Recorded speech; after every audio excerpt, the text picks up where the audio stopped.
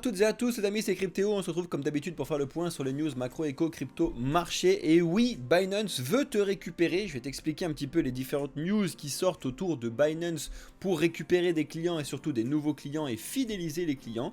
Et il y a beaucoup de choses qui sortent aussi de Binance, notamment quelque chose qui peut sembler extrêmement dangereux aux États-Unis, donc de Binance US. Je vais t'expliquer ça dans les prochaines minutes, on va regarder et faire le point sur toutes les news qui sont sorties, ETF, Bitcoin, Binance, Joe Biden, Trump, etc. Tu en auras pour tout ce que tu veux écouter. Et bien évidemment, en fin de vidéo, on fera le point de marché sur les cryptos qu'on surveille. Regardez un petit peu ce qui se passe et je te justifierai bien évidemment pourquoi je t'ai mis la lumière bleue derrière. Avant toute chose, amis, n'oubliez pas de regarder qu'on est toujours en levée de fonds pour envoyer le projet Blockchain Capital dans la stratosphère. Si vous voulez participer à tout ça, donc la levée de fonds, c'est le premier lien dans la description. Au moins allez jeter un oeil, regardez un petit peu ce qu'on vous propose. Donc c'est une levée de fonds via des tokens. Le but du jeu, c'est de faire un win-win entre vous et nous. Donc si vous prenez des tokens, on vous offre des services qui sont vraiment carrés et on vous offre l'accès à des soirées, etc. Bref, tout est expliqué sur plusieurs vidéos que vous avez sur la chaîne. En attendant, n'hésitez pas à liker cette vidéo, liker, regarder un petit peu nos vidéos, vous abonner si vous êtes fan de l'écosystème crypto et que vous avez envie d'apprendre comment ça fonctionne. Trêve de bavardage, laissons place à la vidéo. Jingle! Donc on va revenir sur les points que vous voyez tout de suite en fin de vidéo. Effectivement, le marché est en hésitation totale comme vous pouvez le voir en haut à droite. Aujourd'hui, justement le jour qui marque le départ de Joe Biden, c'est le bazar, d'accord? Vraiment, c'est le bazar sur l'écosystème crypto parce qu'il y a beaucoup de changements et on va discuter de ça juste après.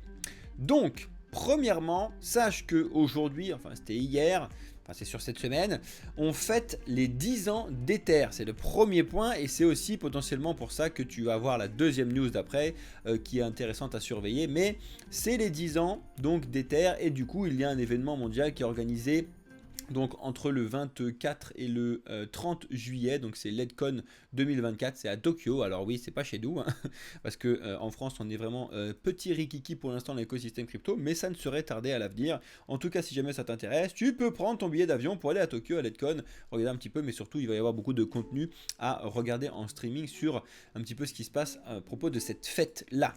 Alors ça y est, c'est officiel d'ailleurs. Hier, on a eu l'ETF, donc les ETF Ethereum Spot, j'y vais arriver, qui ont été acceptés, d'accord? Donc c'est officiel, je crois qu'il y en a 9, pas dire de bêtises, mais bon, entre les moments où ils acceptent et machin, etc., il y a 2-3 décalages.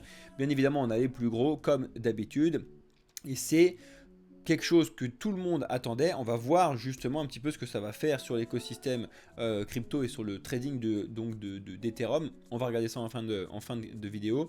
Mais avant toute chose, je vous fais un rappel qu'il y a quand même beaucoup de mouvements, notamment de la part de Grayscale, justement à cause ou grâce à cet ETF.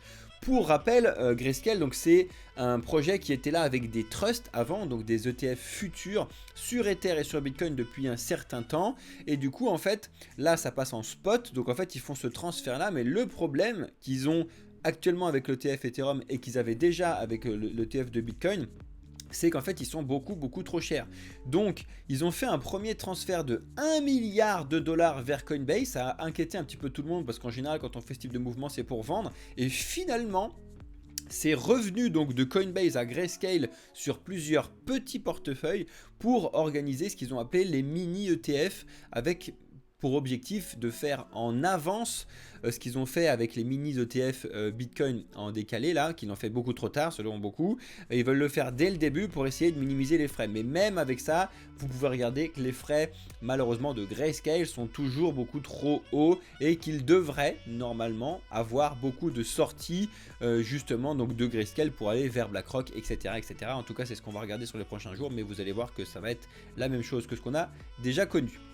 Ensuite, une petite news, alors ça ne l'est plus aujourd'hui, mais vous avez potentiellement vu hier ou avant-hier, je ne sais plus, Elon Musk avec les yeux rouges. Alors si vous ne connaissiez pas cette petite façon de faire, de mettre des photos de profil, donc avec vos deux yeux qui sont une lumière rouge, ça c'est pour les bitcoins maximalistes. Et quand on a ce type de mouvement, beaucoup se posent des questions. Est-ce que Elon Musk a envie un petit peu de faire de manipulation à la hausse sur la partie bitcoin, comme il avait plusieurs fois fait sur le Dogecoin, etc.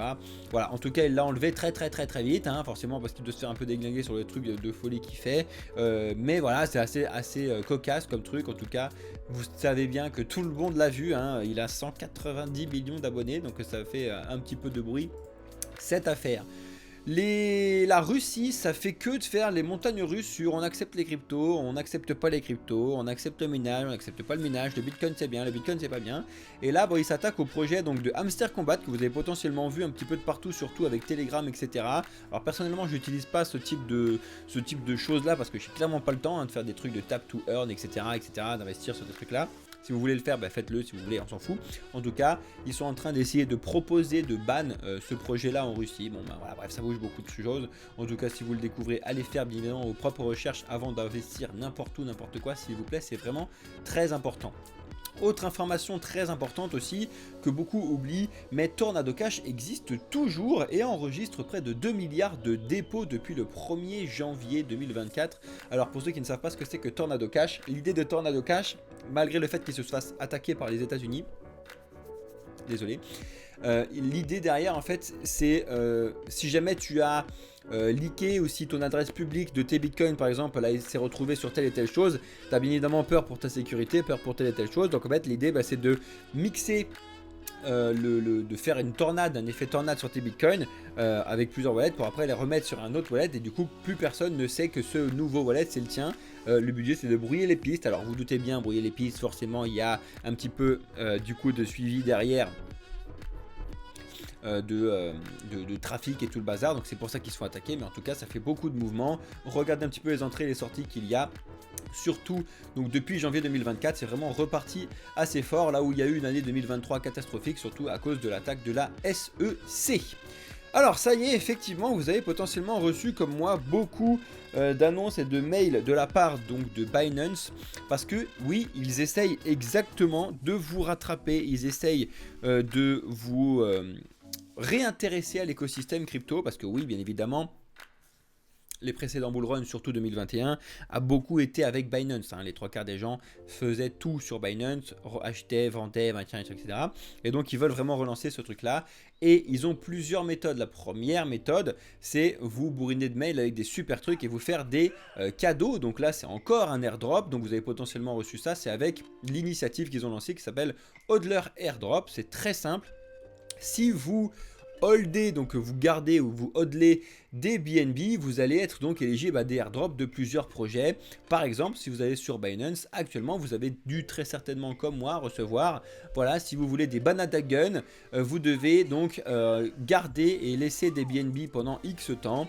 Voilà, c'était ce qui s'était passé en tout cas sur le mois de juillet. Donc c'est des choses qui se passent assez souvent sur Binance parce qu'ils essayent vraiment de relancer et surtout bien évidemment de faire en sorte que le BNB soit toujours le plus haut possible. Mais c'est pas la seule chose qu'ils font pour que le BNB soit très haut.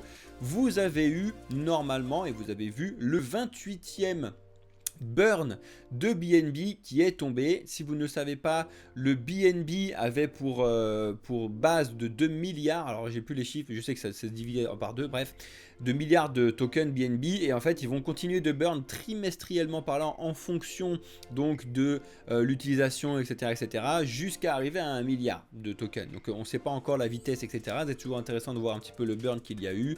Là ils ont brûlé quand même 971 millions de dollars à peu près, c'est énorme, hein. Et c'est ce qui permet justement, vous allez voir tout à l'heure sur la partie de marché, de laisser graviter le BNB très haut dans les hautes sphères, on va dire ça comme ça. C'est limite un stablecoin par rapport à tout ce qui se passe, et surtout il est résistant vraiment aux crises pour l'instant grâce à cet effet donc de brûler les tokens, parce que n'oubliez pas que c'est vraiment la partie market cap et la partie supply qu'il faut surveiller, parce que c'est ça qui fait le calcul du prix, d'accord. Malheureusement le prix, il ne faut surtout pas le regarder, surtout pas dès le début. Bref, donc c'est très intéressant, il y a beaucoup de mouvements de la part de Binance actuellement pour essayer de vous récupérer, de relancer un petit peu le trading et le lancement sur, enfin un petit peu de le relancer, le bull run tout simplement.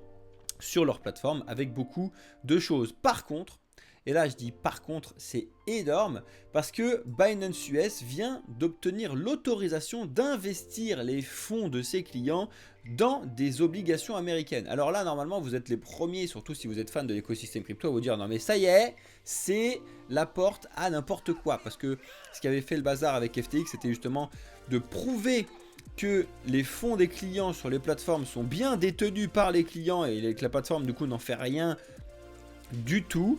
Et là, moi je trouve ça très drôle parce que les Américains qui ont attaqué FTX, parce que justement FTX avait fait ça, bon il n'avait pas fait sur les bons du trésor, mais bon, bref, les Américains qui avaient attaqué FTX pour pouvoir faire ça, elle autorise Binance de le faire uniquement sur les bons du trésor. Alors, beaucoup expliquent que les bons du trésor c'est ultra safe, grâce bien évidemment au fait que ce soit axé sur dollars, machin, truc et tout. Le problème, et on l'a déjà vu plusieurs fois, si tu lis un petit peu cet article, c'est qu'on l'a vu, ça peut faire donc une crise de liquidité, et notamment on l'a déjà vu pour le Silvergate Bank notamment. Donc c'est assez compliqué parce que c'est vraiment pas simple ce qui peut se passer en tout cas si jamais il y a un problème. Donc ça, voilà, à vous de voir si vous pensez que c'est une bonne chose ou si c'est une mauvaise chose. Dites-moi dans les commentaires si vous pensez que c'est super bien. En tout cas, c'est pas de notre côté, c'est pas avec votre argent parce que même si vous allez sur le site de Binance, il y a plusieurs, et Binance Europe, Binance Japon, Binance États-Unis, etc., etc. Donc c'est un petit peu différent pour nous du moins, mais c'est très important. Il y en a beaucoup qui vont crier un petit peu que c'est une catastrophe et c'est un scandale parce que normalement l'écosystème crypto, ils doivent garder nos cryptos. Donc beaucoup de rebondissements encore une fois aux côtés de Binance, mais surtout sur la partie Binance aux États-Unis. Donc ça bouge. Voilà ce qui peut continuer à relancer un petit peu la partie Cosmos que vous connaissez, en tout cas si vous nous suivez depuis un certain temps. On adore le projet Cosmos qui fait partie des projets d'interopérabilité qui sont selon nous extrêmement bien, et ils ont bien évidemment développé leur propre wallet pour l'écosystème, à savoir le Kepler, et ils sont en train d'ajouter un support EVM justement pour pouvoir adosser l'écosystème crypto de Ethereum dessus. C'est assez énorme si ça se débloque parce que vous savez qu'actuellement vraiment les wallets sont assez centralisés, on va dire ça comme ça, c'est à dire qu'on a beaucoup Metamask sur Ether, même si il y a des l'EVM compatibles de partout, hein, bien évidemment on en a telle et telle chose. Kepler était plus sur l'écosystème Cosmos, mais justement comme Cosmos travaille énormément sur l'interopérabilité entre les blockchains, ça c'est vraiment très bien et ça peut être un vrai game changer à l'avenir en tout cas. Si vous ne connaissez pas le projet Usual, sachez qu'il y a plusieurs projets actuellement qui essayent toujours de trouver une vraie solution de stablecoin stable. Voilà, c'est très drôle comme phrase, mais c'est vrai. En tout cas, ils ont une très jolie communication en expliquant que l'idée, c'est de ne surtout pas faire comme Tether, à savoir de ne pas replacer un petit peu votre argent. Le but du jeu ici, c'est de l'avoir le plus décentralisé possible et d'avoir 100% du trafic, donc du stablecoin on-chain, donc directement sur une blockchain. Alors bien évidemment, ils ont aussi leur projet derrière avec le Usual Token. Le nom du stablecoin c'est USD0 et il me semble qu'ils ont déjà dépassé les 115 à 120. Enfin, ils ont dépassé 100, je sais plus si c'est 150, bref, 100 et quelques millions de total value locked de bloqués sur cette partie-là, donc sûrement sur cette stablecoin là. Vous savez que ça bouge beaucoup parce que il y a Mika qui rentre en jeu aussi là-dessus. Alors là, pour le coup, est-ce que eux, ils vont être adossés un petit peu à ce qui va se passer sur Mika? Je ne sais pas, surtout que c'est décentralisé, un peu bizarre. En tout cas, vous pouvez regarder un petit peu les différents projets qui sont entre guillemets associés dessus. Après, c'est bien comme d'habitude à vérifier que ce soit réellement le cas parce qu'on peut tous mettre sur notre site un petit peu des trucs là-dessus. Mais bon, Kraken Venture, Curve, Axelar, Morpho, Mental, Amber, bref, beaucoup de choses qui sont très connues. À voir un petit peu de ce qui va se passer sur ce projet. Comme d'habitude, bien évidemment, absolument aucun conseil. Hein, c'est si jamais tu n'as pas vu ce genre de truc, ben, tu peux aller regarder. Mais tu feras tes propres recherches. Et si tu veux venir en discuter, viens sur notre Discord comme d'habitude. Est-ce que le Bitcoin peut nous sauver d'une crise économique? C'est la question de beaucoup d'économistes actuellement et depuis certaines années en tout cas. Donc il faut revenir sur la base, qu'est-ce que c'est que l'argent pour comprendre qu'est-ce que c'est qu'une crise, regarder un petit peu ce qui peut se passer. Et il y a un article que je trouve assez bien foutu sur Cryptonautes, je vous invite à le lire si vous voulez comprendre un petit peu ce qui se passe là-dessus. Vous savez que selon moi, oui, c'est une possibilité, mais clairement c'est trop tôt pour pouvoir affirmer ce genre de choses et c'est plus une valeur refuge qu'une monnaie actuellement Bitcoin. Donc on regardera ce qui va se passer par la suite. Ça aussi c'est quelque chose que malheureusement je vous montre avec les graphiques et on va le revoir tout à l'heure, mais on a toujours de plus en plus de sorties sur les projets de l'écosystème des Gunlayers et Renzo. Est-ce que ce serait donc le début du déclin sur tout ce qui se passe sur le restacking, notamment le restacking des terres, parce que vous savez qu'il y a eu du restacking sur Solana, etc., qui avait eu un petit peu fait du pump. Je pense moi tout simplement que ça a été carrément surcoté au début et même malsain, à savoir de vouloir gagner de l'argent sur de l'argent sur de l'argent. C'est ce qu'on fait et ce qui est malsain dans l'écosystème de finance traditionnelle qu'il ne faut surtout pas répliquer dans la finance, la finance décentralisée. Donc affaire à suivre sur ce sujet là, je vous invite à regarder un petit peu ce qui se passe, mais en tout cas pour tout ce qui se passe en termes de restacking et des projets de restacking, pour l'instant c'est vraiment très mauvais. On a Metaplanet qui achète encore et toujours des bitcoins, c'est pour ça que le bitcoin est aussi haut actuellement. On a encore et toujours le même aspect avec les retail, monsieur et madame tout le monde qui sont déjà dans l'écosystème crypto, qui pensent que ça va baisser, d'accord, parce qu'on a besoin d'aller chercher plus bas sur certains points, notamment au moins les 51 000 $ qui n'ont pas été pris mais presque. Et à côté de ça, on a les institutionnels qui ont pour la première fois, donc depuis cet hiver, la possibilité de pouvoir investir sur l'écosystème crypto et donc ils rentrent avec des grosses massues. Mais il ne faut pas oublier une chose, c'est que les retail, certes, on a moins d'argent, mais on est beaucoup plus. Donc en fait, on a un effet de masse qui est beaucoup plus important. Donc il faut vraiment surveiller les flots d'entrée-sortie de ce qui se passe sur les ETF, etc. C'est vraiment très important. Vous l'avez forcément vu, hein, mais on a Joe Biden donc, qui se retire directement donc, de sa candidature à la présidentielle. Alors, c'est pas encore sûr que ce soit Kamala Harris qui soit en vue pour être du coup contre Donald Trump. On n'y est pas encore, mais forcément, il y a son lot de mésaventures pour beaucoup de personnes. Premièrement, le Boden, donc le cours du Boden, la crypto Memcoin qui a été associée à ce truc-là, eh ben elle s'est dégringolée directement. Alors là, félicitations à ceux qui ont réussi à faire de la vente. Hein. C'est très dur hein, de faire de la vente là-dessus. Donc voilà, je pense qu'il y a plutôt beaucoup de personnes qui ont perdu énormément d'argent. Donc malheureusement, c'est les risques qui étaient encourus à faire cette partie de choses-là. Et deuxièmement, ça c'est assez énorme, mais il y a un certain trader donc, qui a perdu 2 millions de $ directement, mais tout de suite. Tout simplement parce qu'en fait, il était allé sur une plateforme de paris et il avait parié, est-ce que Joe Biden va gagner la 2024, la présidentielle 2024? Il avait mis oui, bah du coup, bah non, hein, parce que ça dégage. Donc, il perd 1 850 000 $ là-dessus. Ensuite, il avait mis, est-ce qu'il avait gagné le vote populaire? C'était plusieurs votes là-dessus. Il avait mis oui, il a perdu 37 000 $. Et est-ce que Joe Biden va être donc président des États-Unis? Ben non, parce qu'il a perdu, voilà. Voilà, ça fait mal, comme d'habitude, vous connaissez les risques, il connaissait les risques, hein, il a pris 2 millions de $ dans les dents. Alors après, on montre un petit peu ces trucs-là, souvent dans la partie donc, médiatique, ça fait beaucoup de bruit. Est-ce que c'est aussi simple que ça? Est-ce qu'il n'est pas parié aussi sur Trump de l'autre côté pour pouvoir jouer un petit peu sur les deux tableaux? Ben, affaire à suivre en tout cas. Beaucoup d'argent sur cette partie-là ont été perdus par beaucoup de gens parce que malheureusement, les mêmes coins et les paris, bah, c'est souvent la banque ou du coup le casino qui gagne comme d'habitude. Ça, c'est une question qui est très intéressante que je vous avais posée plusieurs fois déjà. Le vice-président potentiel, hein, J.D. Vance, que Trump pourrait potentiellement élire s'il était élu président, il y a des si dans tous les coins, serait un grand vilain de la crypto selon un enquêteur. Donc je vous invite à regarder un petit peu ce qui se passe là-dessus. Mais on en avait déjà parlé l'autre fois. C'est pas si facile que ça de dire si Trump est élu, l'écosystème crypto c'est génial, il va y avoir que des cryptos partout. Non, non et non et non. Vous savez que Trump utilise un petit peu tout ce qui est compliqué dans les médias pour pouvoir être élu. C'est comme ça que ça a déjà fonctionné et c'est comme ça qu'il essaye de réitérer un petit peu l'idée. En tout cas, il y a beaucoup de recherches un petit peu pour comprendre qui est cette personne, d'où il vient, comment ça fonctionne, est-ce qu'il est réellement crypto-hodler, beaucoup d'enquêtes se font comme d'habitude avec certains enquêteurs sur le monde de l'écosystème crypto. Je vous invite à regarder ça. Comme d'habitude, vous retrouvez aussi toutes les news que je vous fais tous les soirs à chaque fois que je vous fais les news dans la partie Discord.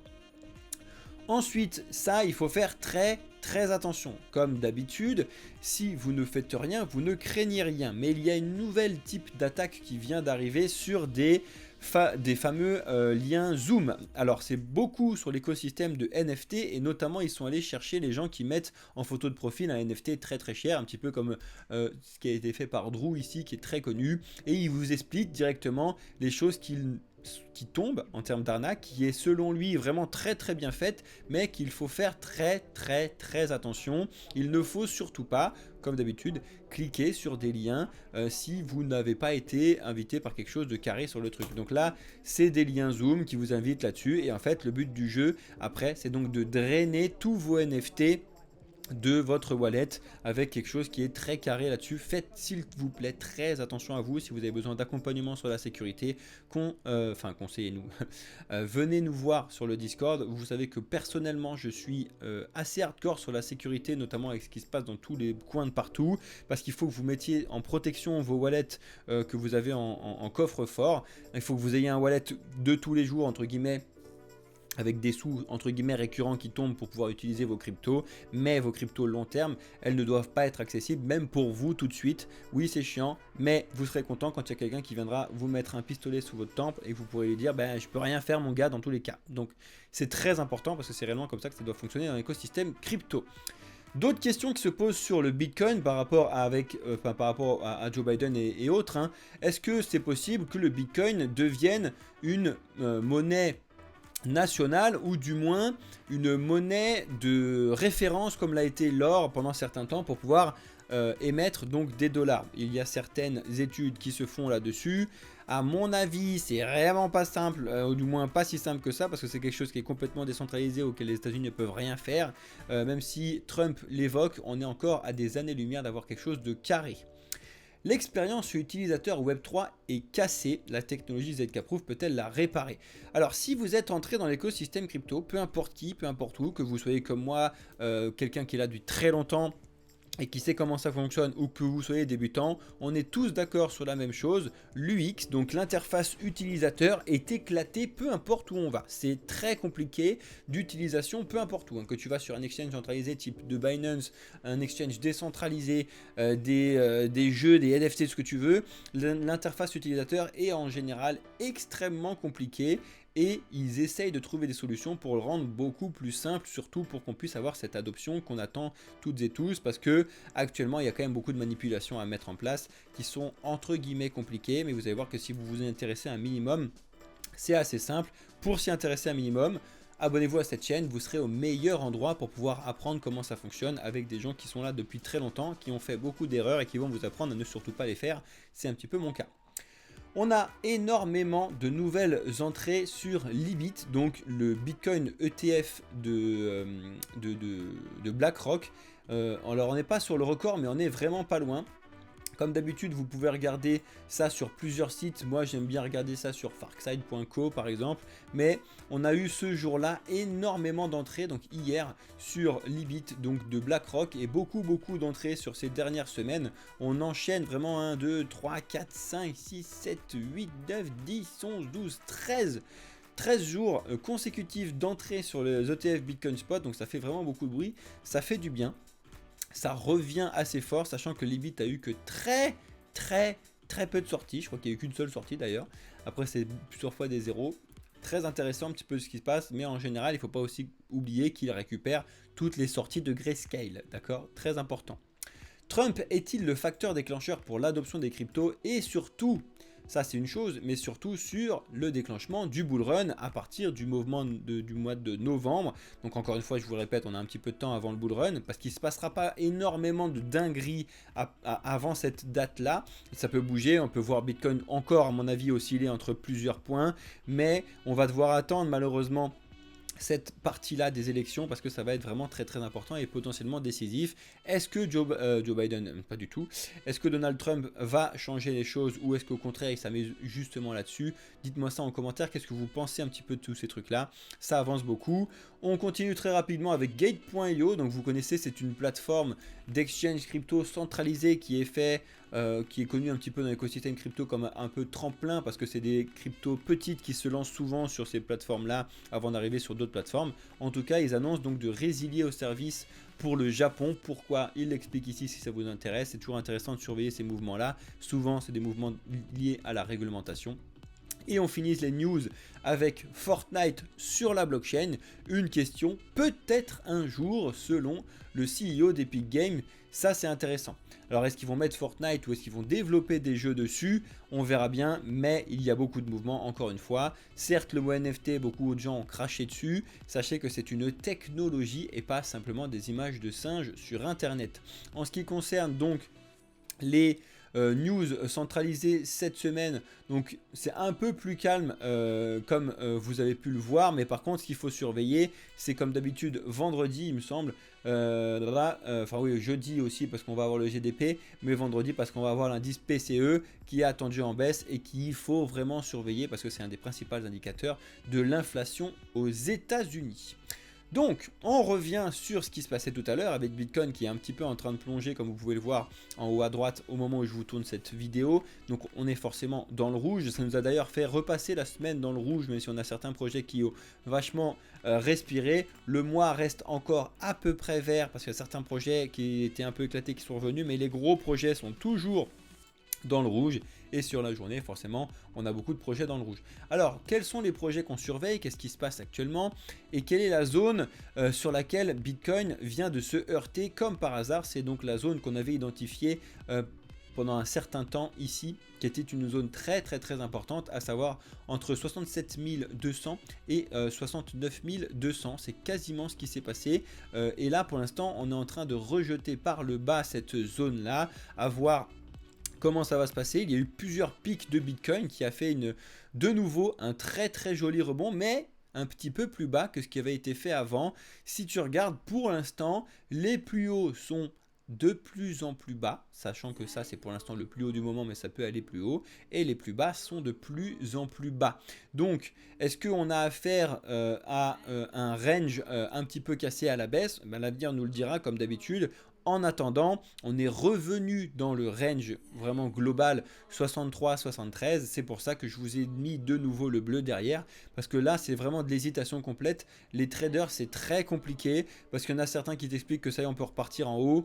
Vous savez que moi, je pense qu'il faut toujours aller rechercher les 51 000 et même un petit peu plus bas avant de pouvoir repartir. Et que ça peut prendre un certain temps. Donc on verra bien comme d'habitude.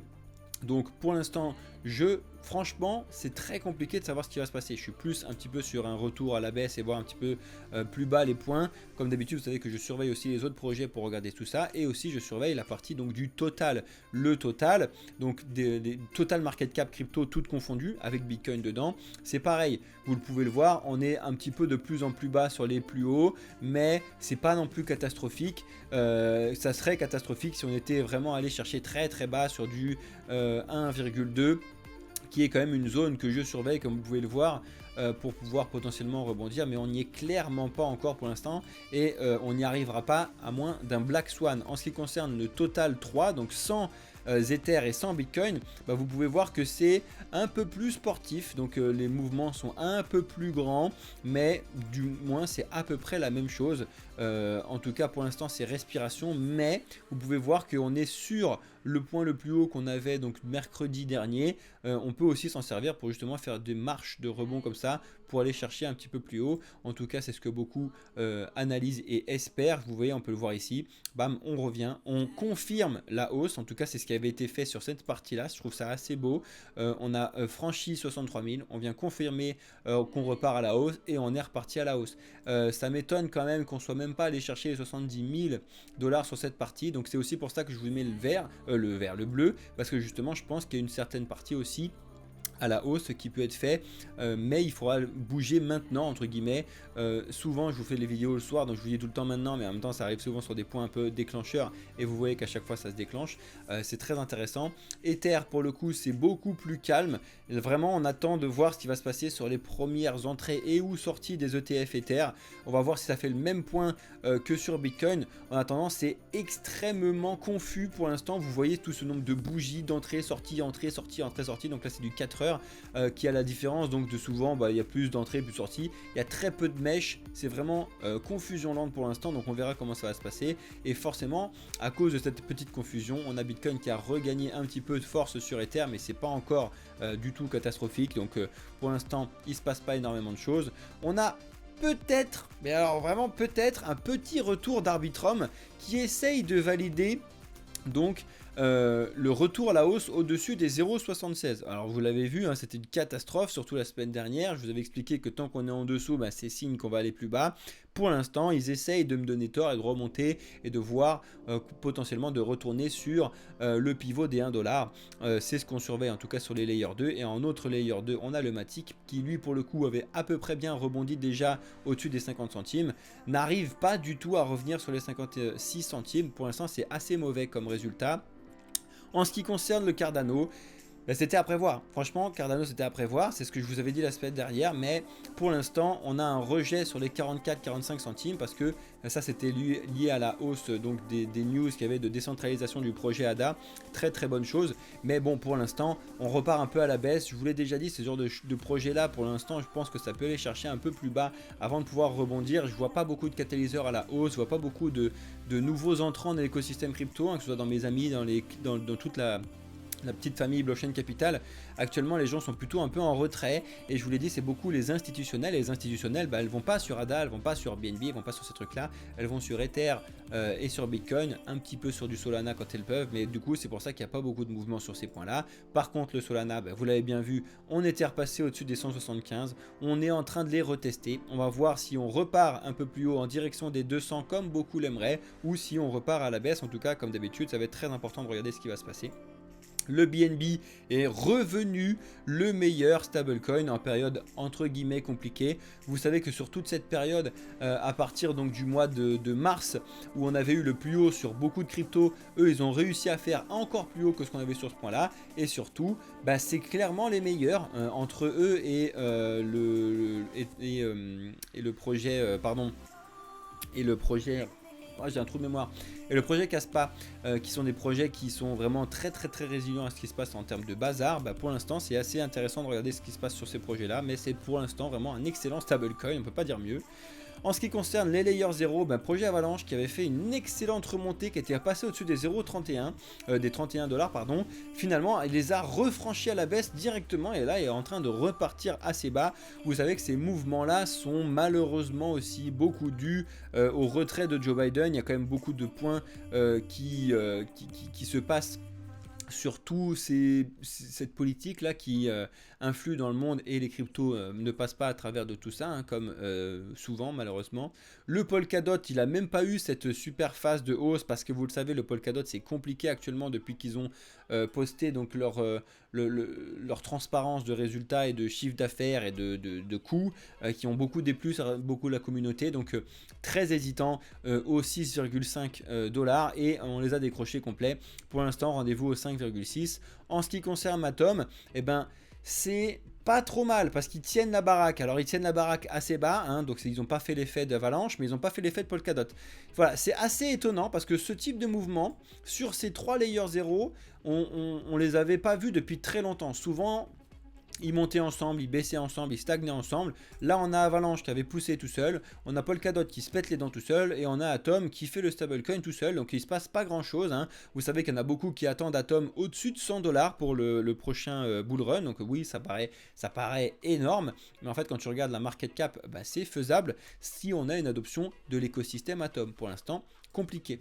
Le Venom, pour le coup, eh ben, nous fait une petite remontada au-dessus des 0,14, hein, qui était potentiellement le point ou l'un des points bas qu'il fallait vérifier. Est-ce qu'on va pouvoir faire cette petite parabole à partir de maintenant et est-ce que le Venom s'est suffisamment écrasé ou pas? Je sais qu'il y en a beaucoup qui l'ont acheté à 50, 60, 70 centimes parce que c'était un projet qui était teasé depuis très longtemps avec énormément de monde qui les suivent, hein. Allez regarder le projet Venom sur Twitter, vous allez péter un câble parce que airdrop, parce que notre fameux ASI qui est toujours marqué fête de ce côté-là, qu'il faut que je fasse les mises à jour. Bref, donc les projets d'intelligence artificielle, et ben c'est pas la folie parce que il y a beaucoup de promesses et pour l'instant, bah, il faut les développer ces promesses-là. Donc pour l'instant, c'est encore compliqué. C'est bien de faire des super annonces qui sont promettrices partout, de montrer des technologies, etc. Maintenant, il faut les réaliser et c'est un peu plus compliqué. On va voir. En tout cas, c'est un projet très prometteur parce que du coup, il y a 3 projets qui sont tout en un. On verra ça comme d'habitude. Le flux s'en sort vraiment bien. Il est repassé au-dessus des 67 centimes parce qu'il y a eu un petit peu de nouveauté, de mise à jour sur la proposition donc, du Proof of Useful Work. Je vous invite à regarder un petit peu directement sur leur page et sur leur réseau. Ils ont fait un peu de communication à ces sujets-là. Le Polix, en ce qui concerne les RWA, bah, c'est compliqué. Voilà, projet d'utilisation. Ils sont venus toucher pile poil, parfaitement bien. Dimanche, les 0,29, enfin les 29 centimes. Les 30 centimes, parce que c'est vraiment à 30 centimes. Et on rebondit pour l'instant. On verra bien mais ce qui va se passer sur l'avenir, mais c'est assez compliqué. Le Link, fameux oracle que tout le monde connaît, ben, avait essayé de franchir cette zone très court terme des 14,5 $ et finalement se réécrase en dessous. Et pour l'instant, c'est en route vers les 12,88 $. On verra. API 3 que je surveille également, donc il y a un autre entre guillemets concurrent au Link, pas réellement concurrent, mais un autre oracle, a rebondi parfaitement sur les 2 $ 145. Je l'attends à 1,70 pour l'instant, on verra bien. Le Dogecoin qui avait fait une très belle remontée s'est heurté comme d'habitude à sa superbe résistance donc des 14 centimes et pour l'instant rebondit du moins au moment où je vous tourne la vidéo. Le Floki c'est la même chose et en général les gros memcoins c'est la même chose. Il y a toujours des petits memcoins qui sortent de partout mais là les memcoins ont pris un sacré coup avec le Boden sur cette partie là. J'ai pas regardé le memcoin de Kamala Harris qui a dû exploser à la hausse hein, je suppose, encore que c'est pas officiel. Si c'est rendu officiel ça pourra faire un petit peu de mouvement. Le Jupiter fait le même bruit que ce qui se passe sur Solana. Ça c'est ce que je vous disais tout à l'heure. EtherFi c'est toujours très compliqué. Donc projet basé sur Eigenlayer sur le restacking d'Ether, et ben c'est très compliqué. Il se passe pas grand chose depuis donc son lancement. Voilà, on est revenu sur des plus ou moins prix de lancement avant que ça explose. Donc on est revenu sur des zones à peu près normales. Ça peut aller en chercher encore un peu plus bas parce que c'était selon moi beaucoup surcoté et à voir en termes d'utilisation. Le projet ENA qui est une autre initiative de stablecoin, de trouver des solutions sur les stablecoins qui peuvent selon beaucoup être vraiment très intéressants. C'est un projet que j'aime bien personnellement, je pense qu'il y a beaucoup de choses à faire avec ce projet là. On va voir comment ça va se passer parce que ça c'est vraiment important. En tout cas c'est quelque chose que je surveille de très près pour en mettre dans mon portefeuille personnel en tout cas. Parce que je me rapproche un petit peu et je fais beaucoup de recherches sur le truc et je l'aime bien et c'est bien mieux d'en acheter à 40 centimes que quand c'était à 1 $ forcément, donc je trouve ça intéressant. Le casse-pas, c'est ce que je vous disais tout à l'heure, c'est toujours le king par rapport donc à la hausse donc on avait eu février-mars, et ben c'est les boss, hein, ils sont quasiment sur les plus hauts, donc ils sont allés se heurter aux 18 centimes, mais au lieu de se péter la tronche comme beaucoup, ils tiennent vachement bien la baraque. On continue avec la logistique qui a rebondi parfaitement bien avec le VeChain sur les 3 centimes et pour l'instant qui est de retour sur les 2 centimes 8, à voir si on continue à baisser sur les prochains mouvements ou pas. Et malheureusement, alors ça c'est vraiment malheureusement, mais le Morpheus Network continue de creuser sa tombe. Voilà, c'est un projet qui a beaucoup de mouvements, beaucoup de lancement de nodes actuellement et qui est prometteur selon beaucoup hein. C'est un projet que en termes de technique j'aime bien. Encore une fois c'est pareil, je préfère regarder un petit peu ce type de projet à 50 centimes que quand on était à 1,5 $ ou 1,6 $. Donc je le surveille, voir un petit peu s'il y a quelque chose à faire parce que vous voyez que c'est complètement décorrélé, il y a beaucoup de mouvements et beaucoup de sorties. Donc on va voir un petit peu ce qui va se passer à l'avenir de ce projet en tout cas. Voilà tous ceux qui sont sur YouTube, je vais vous laisser là, je vais rester en live avec ceux qui sont sur TikTok et sur Twitch. En tout cas, j'espère que vous avez posé vos questions en commentaire si vous en aviez, que vous êtes abonné si vous êtes nouveau sur l'entreprise Blockchain Capital. Ce sera un réel plaisir d'échanger avec vous, mais uniquement sur le Discord. N'oubliez pas qu'on n'échange pas avec vous sur aucun de nos réseaux. La seule façon de discuter avec nous, c'est sur Discord. Vous ouvrez un ticket. Si vous ne savez pas comment faire, vous venez discuter dans le chat général. Bonjour, j'aimerais bien discuter avec Théo. Bonjour, j'aimerais bien discuter avec Alex. Et on vous mettra en relation avec nous directement. Toutes les autres personnes qui vous parlent, ça n'est pas nous.